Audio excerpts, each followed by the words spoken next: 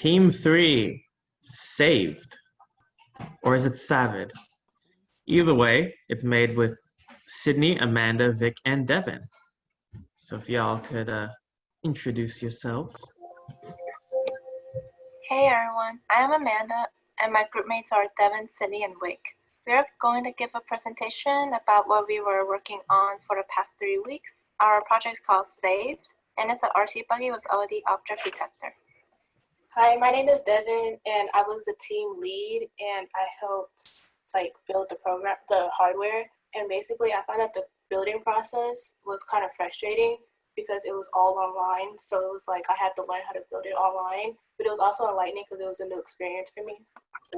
I'm Amanda, and I am the hardware researcher. I'm in charge of researching the hardware we are using for a project. I found it very time-consuming. Hi, I was Vic, and I was the group documenter. Being the documenter was pretty boring because there wasn't much to document, but it was fun helping out my groupmates. That allowed me to experience all the other roles that I could have been. Hi, I'm Sydney, and I was the head programmer. And overall, I had a pretty great experience. It was really fun. The whole debugging process was really fun. One thing that could be frustrating was the bugs that refused to be solved. So, next slide. Okay, so here on this slide, we have our problem and solution. So our problem we were trying to solve is, it's a well-known fact that in Oakland there's a huge homelessness problem, and that sometimes the homeless people can't get food or proper access to hygiene necessities. Our solution to this was, we built a remote-controlled courier that could bring essentials to those in need, those in places where it'd be too dangerous or too inconvenient for a person to actually deliver them. Next slide. So here on this slide, we talked about our hardware. Since our project was an RC buggy with an LED object detector, we used a Raspberry Pi, a breadboard, LED lights, sonar device, motors, a battery, and a VEX kit.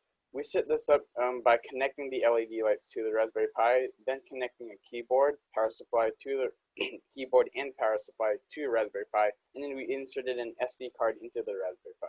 We then plugged in an HDMI cord and monitor to the Raspberry Pi. Next slide. So the way our program works is that it measures how far away an object is, and it'll print those results on the monitor. And when anything gets too close to our bot, then the LED will light up in order to alert the person controlling the bot for any possible collisions. We use the distance sensor and LED libraries in order to code for those specific components, and some of the imports within those libraries were sleep, GPI 0, and time, I believe. One of the errors we had come up, one of the only errors we had come up was with the buzzer, which we unfortunately had to take off because the library we needed wasn't available and it just wasn't cooperating with us. Next slide. So this is just a tiny snippet of our code, and basically what's going on is there's a while loop, and what the while loop is displaying is that while the button is pressed, the LED is on. If the button is not pressed, then the LED isn't on. And at the bottom it says sensor equals GPI 0 dot distance sensor, echo equals 24, and trigger equals 23. Trigger is the input for the distance sensor, while echo is the output, and that echo equals 24, trigger equals 23 means that echo is assigned to pin 24 on the Raspberry Pi, while trigger is assigned to pin 23. Next slide. So overall, the product SAVD is successful. However, we can only allow the buggy to go to a certain distance because it can only go as far as the Raspberry Pi cord. It can carry many objects after stress testing, and the challenge we overcame is getting the LED code to function. And the lesson we as a group learned is that no matter the circumstances or challenges, if we put our minds together, we can accomplish anything. Next slide, please. So our marketing and communication plan was that our intended audiences are nonprofits, and we want to show people that our courier bot is a way to deliver essentials to those in need and help the homeless, all while maintaining a safe distance due to our current circumstance of COVID-19. And then this is a video of our bot in action. And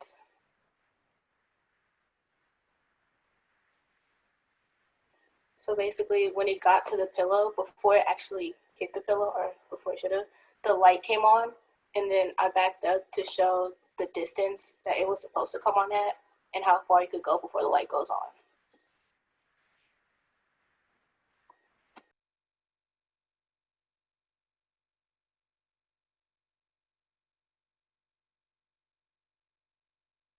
And thank you for your time.